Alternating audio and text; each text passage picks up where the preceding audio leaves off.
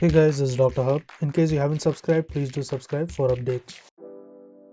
Indications for the parathyroidectomy, and this is with the asymptomatic primary HPT, and this is as per the 2013 and the 14 NIH Consensus Conference Guidelines.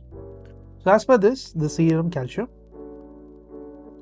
is greater than 1 mg, and this is per dl, and this is above the upper limit. So it is above the upper limit, and this is of normal.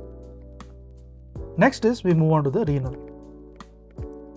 So here in the renal, the reduction in the creatinine clearance is by 30. So the reduction of the creatinine clearance.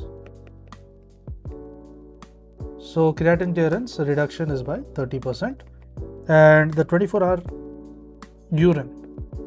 So 24-hour urine calcium, and this is greater than 400 mg per day. Next is the presence of the nephrolithiasis. So there is presence of the nephrolithiasis or the nephrocalcinosis.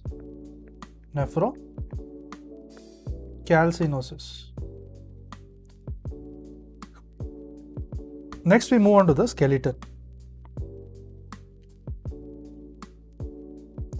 So in the skeleton there is a decreased bone mineral density.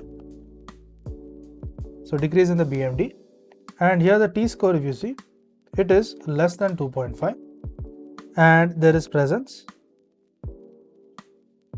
the presence of the vertebral fracture is present.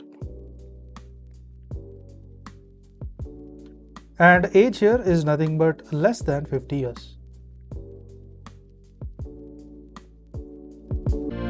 To learn and grow daily like this, please do subscribe.